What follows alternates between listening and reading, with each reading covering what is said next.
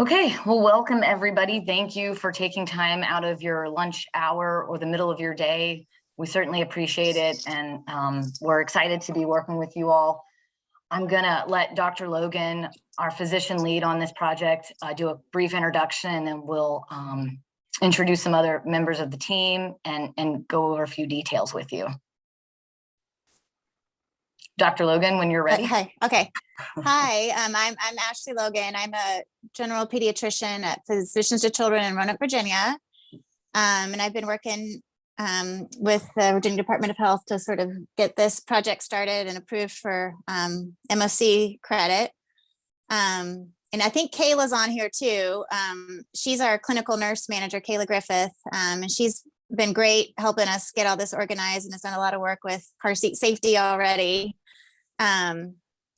And I just want to give a little brief sort of overview of why we're doing this. I think, you know, our main jobs as one of our main jobs as pediatricians is to make sure kids are safe. And as we all know, motor vehicle collisions continue to be a major cause of mortality and morbidity for kids. And if you think about it, a car is really probably the most dangerous thing kids do. And if you think about all the dangerous things they could be doing, like swimming or vaping, and time spent doing those things, definitely a car ride wins out because most kids are in a car like every single day. And I'm sure, you know, most pediatricians like you guys are probably already checking in with car seats at well visits, you know, asking the parents if they're using them. They usually say yes. And then we, you know, sort of talk about the next step, when to flip them from rear to front, when to, you know, get rid of the booster seat and so on.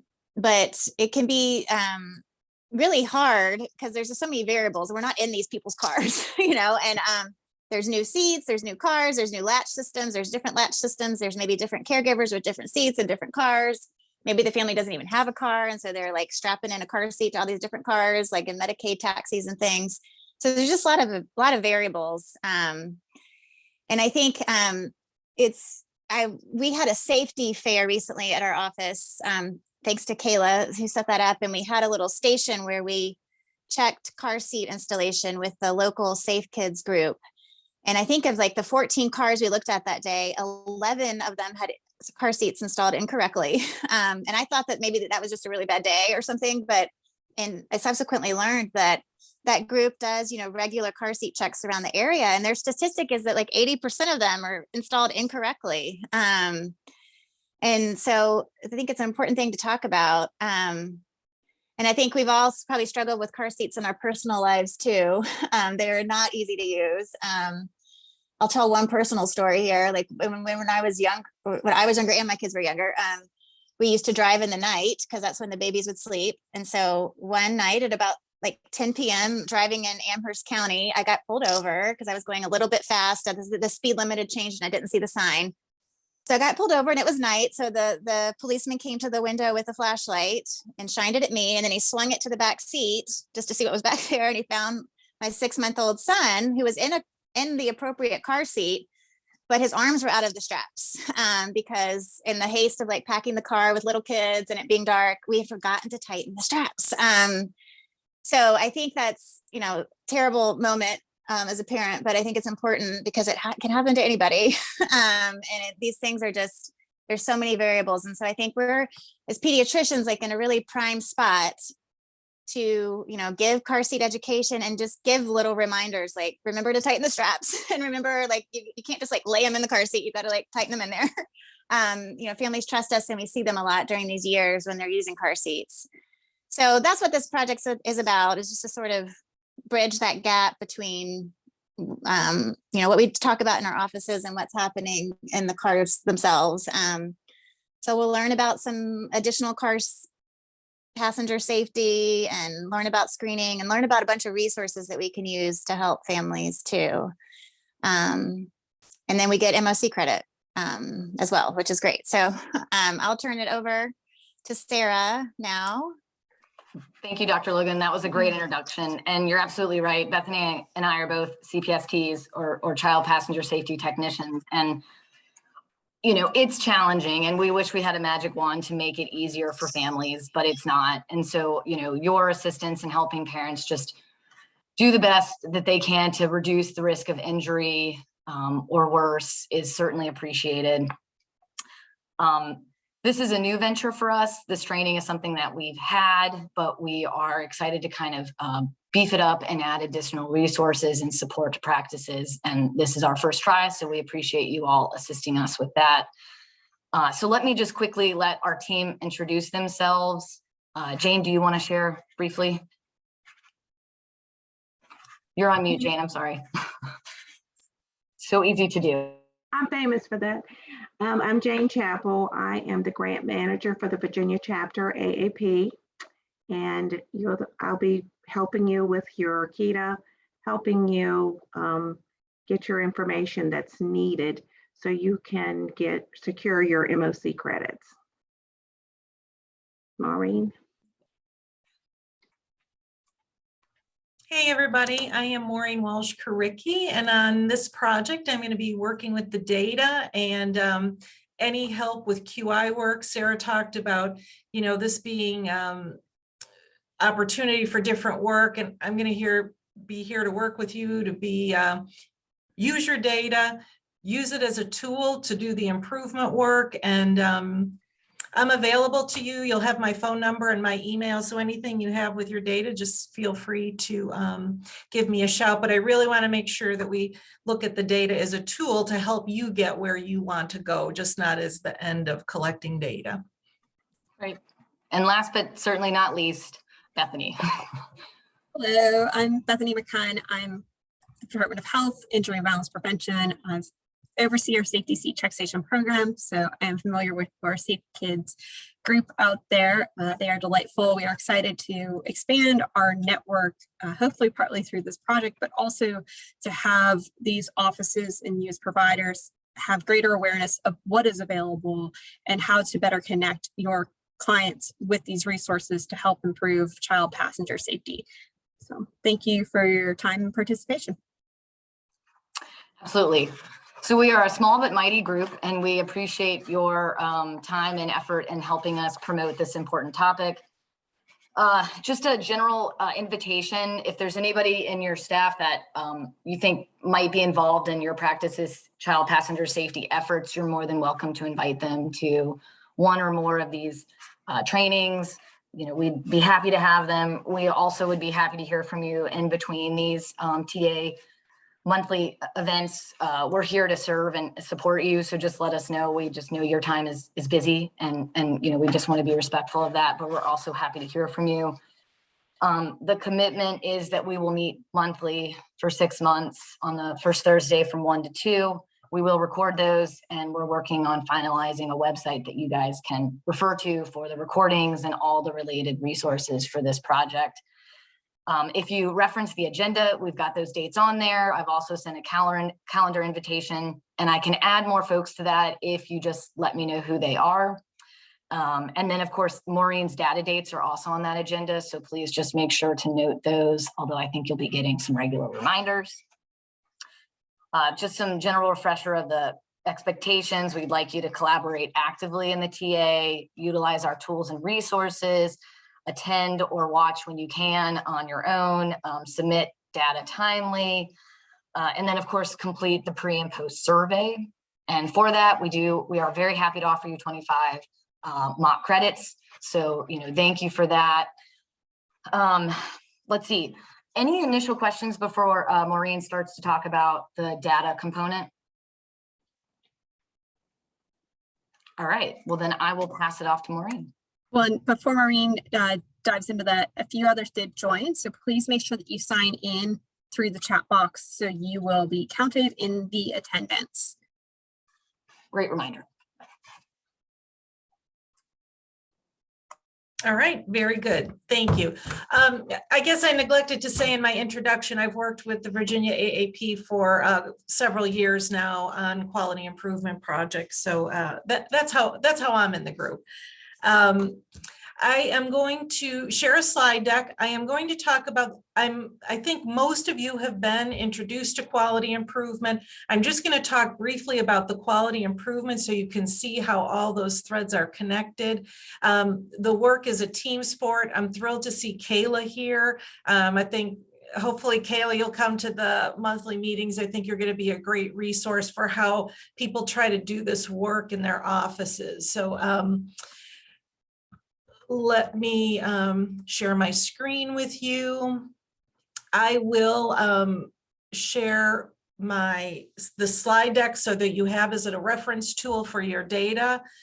When this is done, I will send it to Jane to pass on to you. The other thing is I want to say now, while everyone's fresh, if you have questions about data, and you probably will in KETA on September 26th, I think at 12:30, I am going to do an open data session. If you have any questions, anything at all that you want to talk, or even the improvement work, Jane will also be sending that.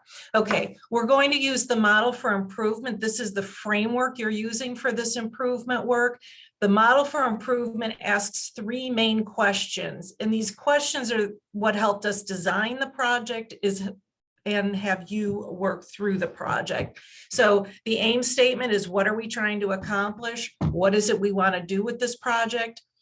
How are we going to know the changes are improvement? Those are our project measures. That is the data you will collect. Again, that tool to help you work towards your goal. And then what you're going to be working on in your own practice, as well as your practice as a whole, is what changes are you going to make that will get our ultimate outcome of getting the children in their appropriate safety seat. So those are ideas and change concepts that you will be working on. So what is an aim statement? The aim statement is a written statement of the accomplishments that are expected from this improvement effort. I have attached the aim statement within the slide deck here, so you will have that. You want to, as you're pulling your team together or working with each other, you want to use this as your framework for your work. It gives the background on why, what exactly we're doing, aims to equip practices to enhance screening and assessment so that children are in safe transportation safety devices, and why that's important. Our target population, this is the charts you're going to pull to look at, are 0 to 18-year-olds for well child visits. And there are 3 particular goals. There's a couple more data points you're going to collect, but the goals for this project. So the ultimate goal is that our children are in appropriate safety restraints. Our goal is 50%. We want to the children are screened for safety and that they receive education. Goals are the goal is 50%. It would be nice, if you can get to the goal. However, you're going to see how that works for your practice. There is no judgment related with the goal. It just gives us something to target. Your aim, this is the aim statement. You'll have it in the slide deck, and you want to share this with your practice. Again, here is our project measures and goals. Your target population are well child visits only for 0 to 18 years old. When you collect data, we're looking at the age because there's a little bit different rules and education for these groups. So it's been divided into 3 age groups: 0 to 23 months, 2 to 7 years, and 8 to 18 years. So that's one of the data points that you will collect. And I'll get into a little bit more detail in here. I put some of this information in here just so you would have it as a reference when the meeting was done. Change concepts. This is something, if you've done some quality improvement work, we know when we want to change any kind of process, or we want to improve something that requires a change. Change is difficult. You've already got processes in place to do some screenings and to share education. So will you be able to just put that into those flows, or do you need to look at different specific changes that you have to work on? So it's just this general approach to process improvement. A big part of the model for improvement is testing. What we a lot of times want to do is just roll things out, implement them when it's maybe not really going to work for our system. The thing you're going to do, as you're looking at your data every month, what your data is telling you is how those changes you are making are really working in action. So you want to test things out. You're going to plan it. you're actually going to do it. You want to study the analysis. We do this every day in our normal lives. We try things out. Maybe we try a different route to work. Maybe we try a different lab coat that's got a couple more pockets in it for our visits, all those kind of things. This is the study part is typically where we fall down, right? We try these different things, they work, they don't, and we move on. What you really want to understand is why the things work or why they don't. And then what are you going to do next? So I am going to send you a template in the email for a PDSA form. I have made one here, again, as a resource for you. PDSAs in the model for improvement are really short, one time. In one visit, I'm going to try to, what was my example here? At next, ask about child passenger safety at the next visit. I'm going to do that screen. So I plan on doing it, right? I'm going to do it at my next visit, my next well child appointment. What data am I going to collect? Well, did I do the screen? I may mark it down, may not. You want to think about it. But I want to show that I can easily incorporate these car safety checks into all well child checks, right? This is my plan. And I think I'll do it. And if the test succeeds, I'm going to try it on another one, maybe a different age to make sure it works. Now on the form, it says stop here because like I just said, we don't always study them. Well, what happened with that visit? Well, I didn't even do it because when I walked into the room, the patient had a lot of questions about vaccines and the COVID-19 vaccine, and I totally forgot about the child safety screen. So what am I going to do next? What is something else I'm going to do? You might want to have somebody else in your practice do it. Okay. All that improvement work is funneling to your data. Your data is going to inform those improvement steps you are making. So here's where the rubber hits the road, right? This is what you will need to do. For the project, you'll need to have 20 charts a month. These are well child visits for people from 0 to 18 years of age. When you collect your data, you're going to break it down by those 3 age ranges from 0 to 23 months, 2 to 7 years, and 8 to 18 years. You want to have 15 records in that 0 to 23 and 2 to 7 years, and you want to have 5 records in the 8 to 18 years. You're going to collect individual patient data. So you're going to have patient 1, patient 2, patient 3. There should be no patient identifiers. We don't collect any patient identifiers in our work. And you're going to enter that data into KETA by the 22nd of the month. So September 22nd, you're going to have entered all of your August data. So the 22nd is going to be for the previous month's data. Just a couple more things about the data. If you are a provider that is participating in this, your chart should be part of what is being looked at.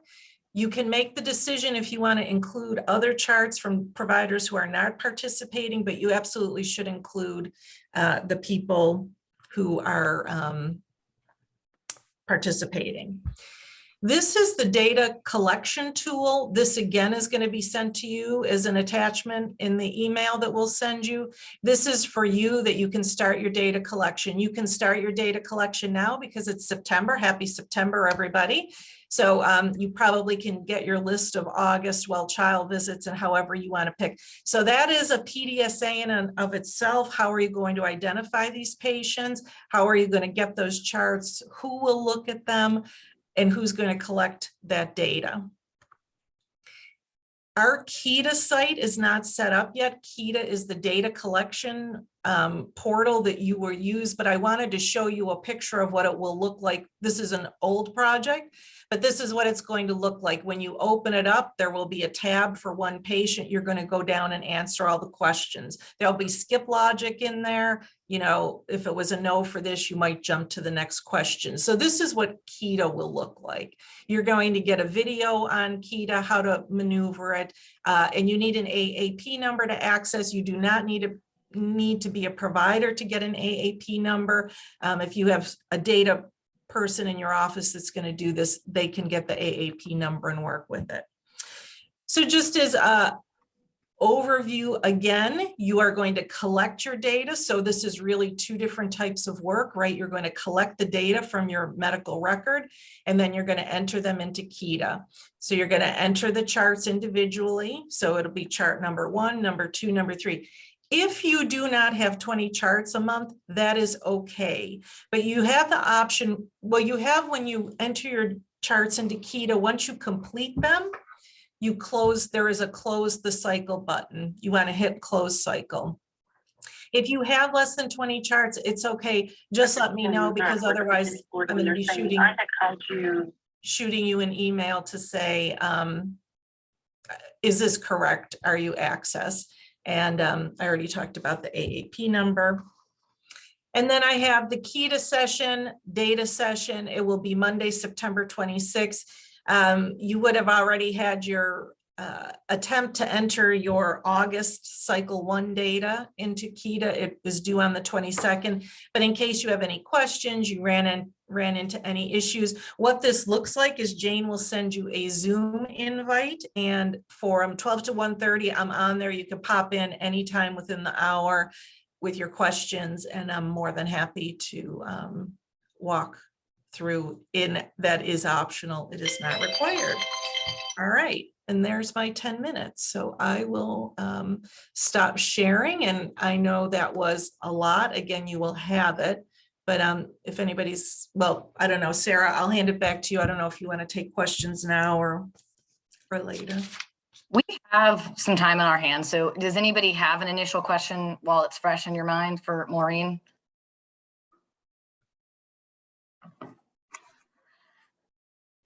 Okay. The last portion of our meeting today is really to focus on the pre-survey results. We just want to share what we found. And if people are open to it, would really love to get some additional insight from you all about if it captures what you think you need, if you feel like there's something else you're missing, just to give us more insight to help us craft our current resources in TA and our future resources in TA. So I'll pull up my screen, but if anybody has questions for Maureen, please feel free to put them in the chat or take yourself off mute.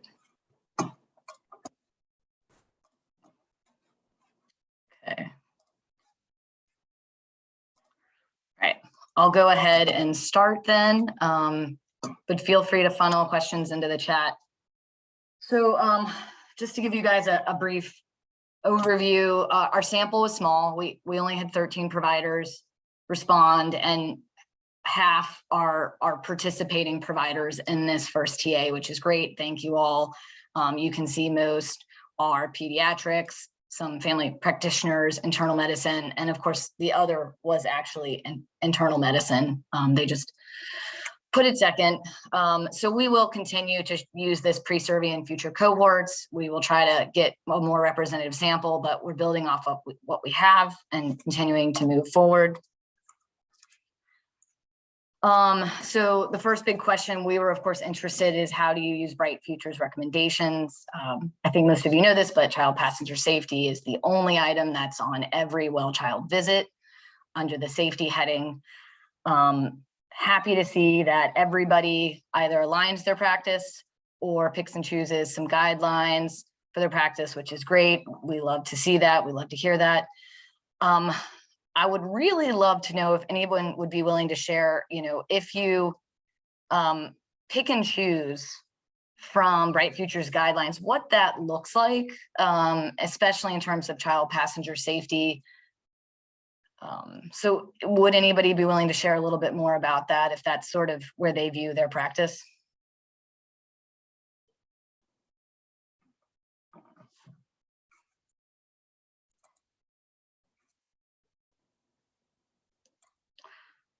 Okay, well, if it comes to you, please share. Our tools are only as good as how we understand what you need. So just very curious to learn. And if you could I just get a show of hands? You can use the reaction button. How many of you use the Bright Futures toolkit in your practice? So the parent pre-questionnaire, the provider documentation tool, and the parent resource.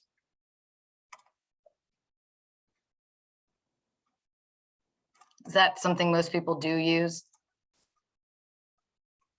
All right.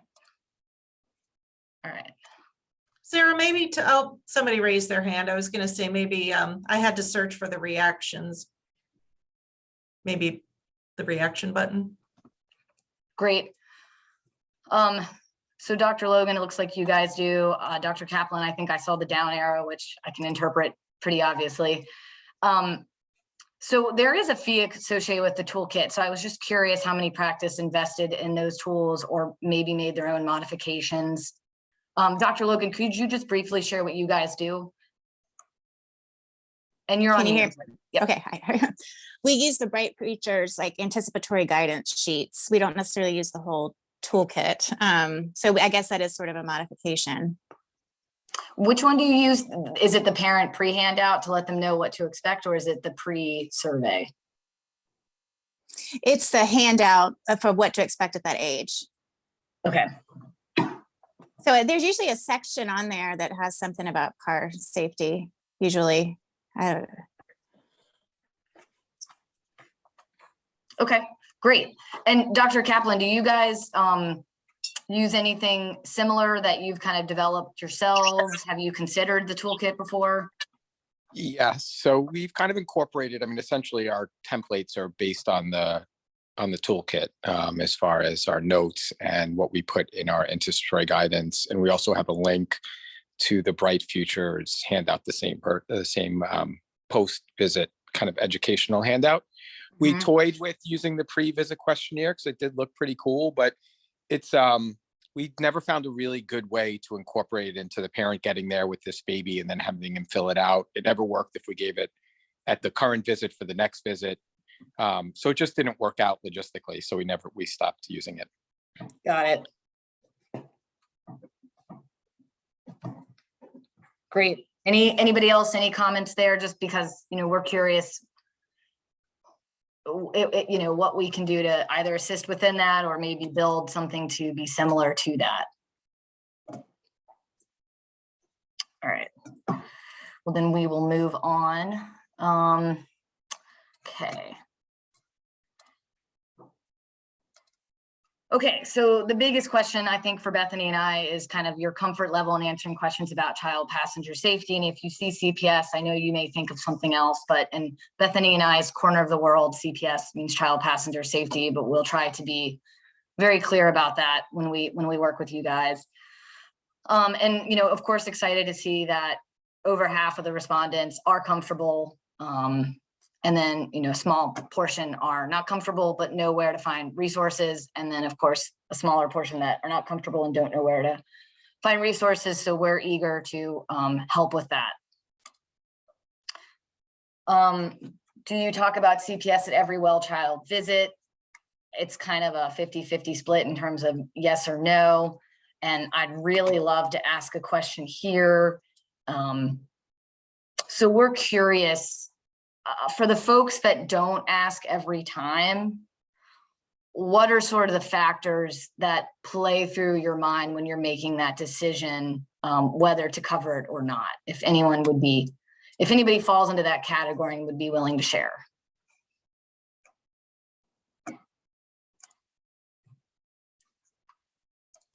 I see Dr. Logan's hand. I don't know if that's a new comment or an old one, but happy to defer to you. I mean, I can comment. We ask at every visit in writing first, like on a screen. My personal practice, I don't necessarily verbally talk about it every time, but I always look at what is checked and if it's appropriate. And I know the family, I might not bring it up verbally again, unless we're around a time when I know we're getting ready to switch, and just making sure they don't have any questions about when to flip the car seat or get rid of the booster seat, etc. Okay, that's super helpful to know, and it's good to kind of get that clarification. Did anybody else want to share anything about how they viewed this question and sort of their response in practice?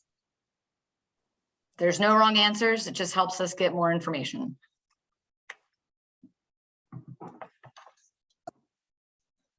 Okay, we'll move on then.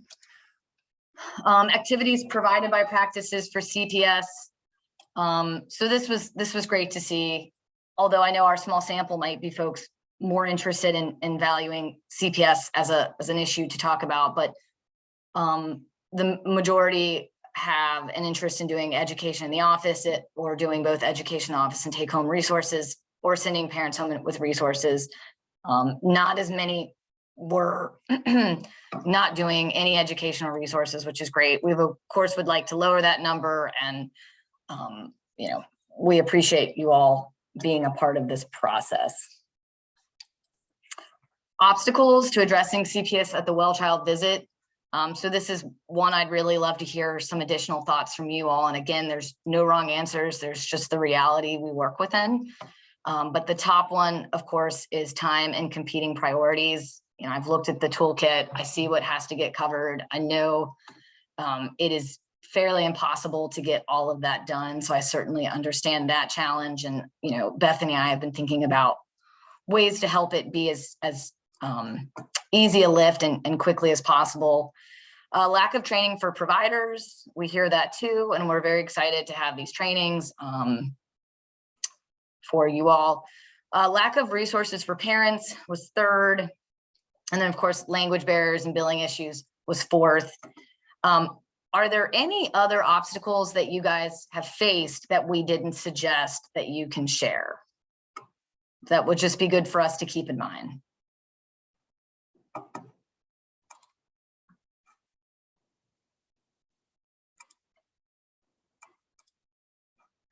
All right, Dr. Kaplan. You take yourself off of mute. Sure. Yeah. I mean, I think, I guess the reason I think I signed up for it, maybe a bunch of other people, is that like there's a big difference between me having a QR code to an educational handout at a checkup that probably has a one-liner about the car seat, and the ability to actually give a detailed explanation with statistics and why making a change or not making a change is worthwhile for the family. So I kind of want to have a way to easily screen the parent who isn't doing it right, and then have enough data to give them, so I don't have to spend a lot of time on the people who are, and then really have some good data other than just referring them somewhere, quick few lines to be like, hey, this is why you're doing it. Because like the introduction is like, this is where we can make a difference. Like everyone's riding in a car seat and one of these kids is going to get in an accident. And so that's kind of the, at least the impetus for me in terms of going forward, is doing this project. Yeah. Great. Makes great sense. Thank you, Dr. Kaplan. Dr. Logan.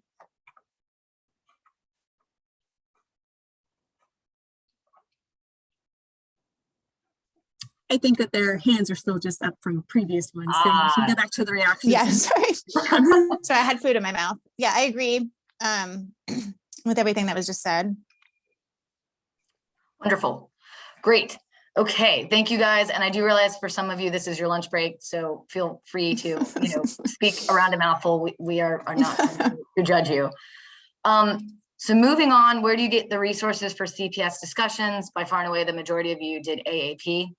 VDH was second, so we love that. The National Highway Transportation Safety Administration was third, and then other resources was listed as well. Although I didn't get any suggestions of what that was, and then Safe Kids last. I wanted to ask you all, so when you get your resources from AAP, is that, what is their website? Healthychildren.org, is that where you refer, is that mostly where you get your information from? Or is there some other resource on AAP you're referring to? For resources that we give parents, it's usually that website because it's written for them. Got it. Got it. Okay. Wonderful. Good to know. I just wanted to double check we weren't missing anything. Okay, familiarity with VDH trainings, not surprising. It's a little low, although I think that maybe that has something to do with our marketing ability as well as your busyness. But we were glad to see the check stations were the most recognized. That is certainly by far and away probably the most valuable to you all in terms of referrals. Those are local technicians who are in communities available to help families with questions, assist with installation or other questions around transitioning. So a great resource, also a great resource for you if you have questions. But we'll go into that more in detail next month. And then our low income safety seat distribution and education program is where we provide seats to eligible families, which is another great one. So we'll talk a little bit more about some of these next week, but we're just excited to make you aware of them and put them in your arsenal of resources. So incentives, we definitely appreciated what you have, and a self-paced online training is something that we are working towards. That was by far and away the most popular item. A website, that's also something we're working on, and then hard copy or printable resources, certainly. Until we have the self-paced, we are doing our scheduled in-person trainings or virtual trainings, and we'll make those recordings available. Is there any other resources that would be helpful for you all in learning about CPS issues? We are launching a newsletter soon, so that will be on the website of potential resources for you, but just wanted to throw it out as an example in case there are other resources that you guys might want or need and should just take the opportunity to mention. Okay, well, if you think of something, please feel free to reach out to us. We would be happy to hear from you. Most helpful for integration in your practice. So the most popular was child passenger safety expert by phone or email, followed by billing guidance, and then a CPS expert in virtual or physical meetings. So I wanted to ask a question here. We definitely have some CPS experts on our team. I mentioned the technicians locally, and so very curious, would you want to schedule calls with them to ask questions, to debrief a situation you had that day? Are you looking for someone to refer a family to in the moment that would be available throughout the day? Sort of curious to know what you guys, what we're thinking about in terms of having that accessibility and how you would use it, if anybody would mind sharing. I'll comment. I think it'd be helpful to have somebody that the parents could talk with directly, like over like a video conference even. It doesn't have to necessarily be in the moment, but in the next week or something like that, that would be helpful if they had some sort of specific question. Got it. Anyone else? Any thoughts? Okay.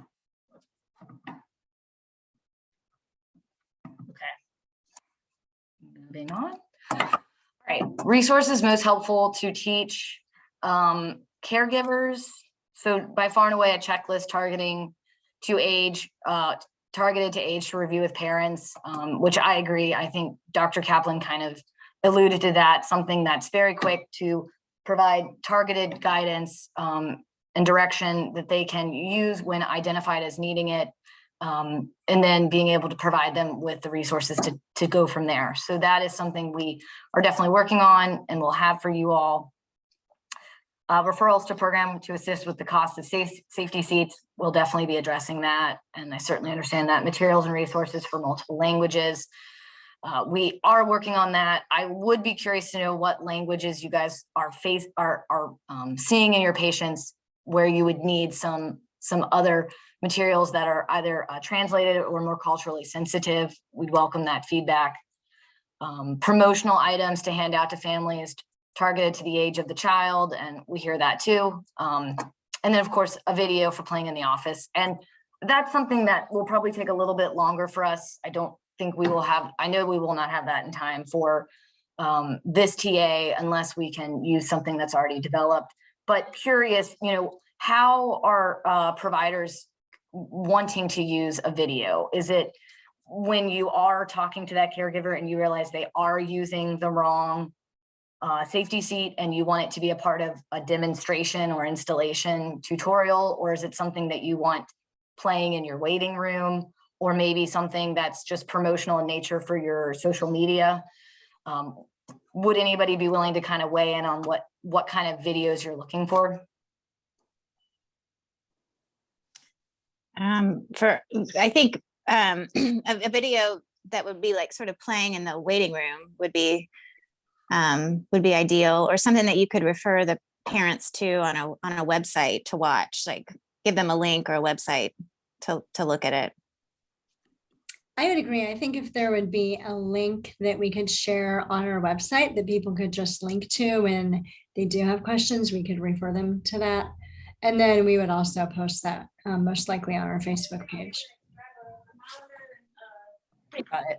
What is the content that you'd be looking for from that video? Are you looking for overall need of use of a safety seat, ways to refer people to the different programs, or how to properly use a safety seat? I would think any of the above or all of the above. I'm granted, there's only so much that can go in one video, but proper installation, which that varies, of course, I know from seat to seat. But general age ranges and types of seats that are recommended, when to turn your child from rear facing to forward facing, some of the most basics almost. And then maybe even at the end of the video, showing the link to different sites where they can get more information might be helpful. Great, thank you. Excellent. That is super helpful. Thank you, Dr. Ashton. Anybody else want to add to that? The more direction and clarity you guys give us, the more we're able to shape some of the resources we can procure or cultivate for you.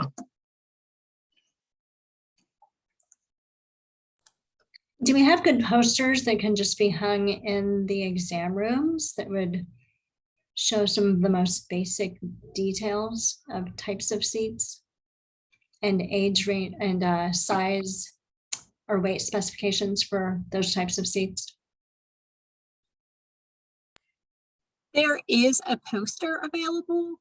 Mhm. You can go to our website and find our order form to request that.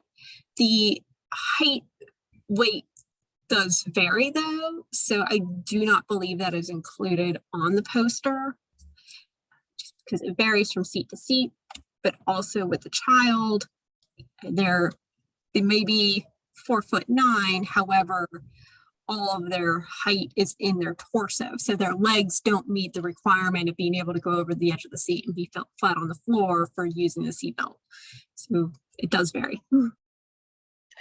Yeah, often our challenge is something that is accurate and to a certain degree customizable in many situations, knowing that there's a lot of variability, to Bethany's great example.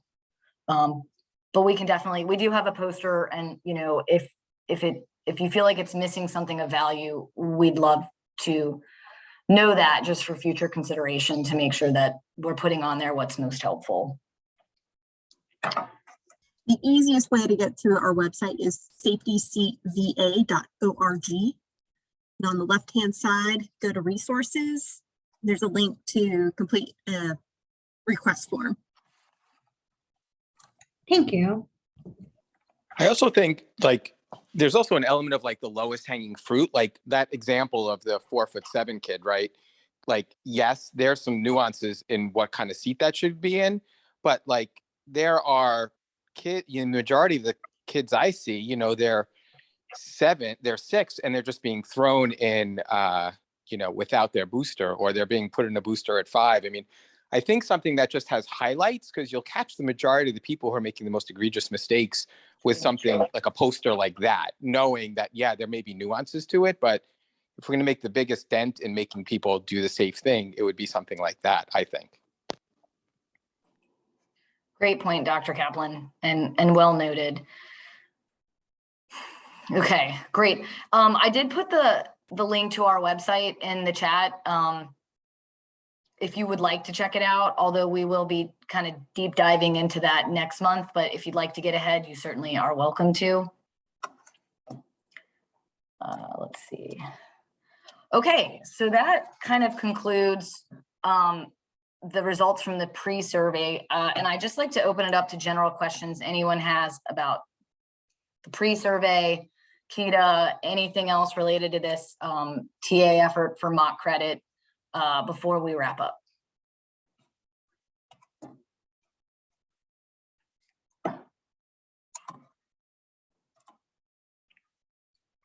Jane, do you have any other announcements you want to make?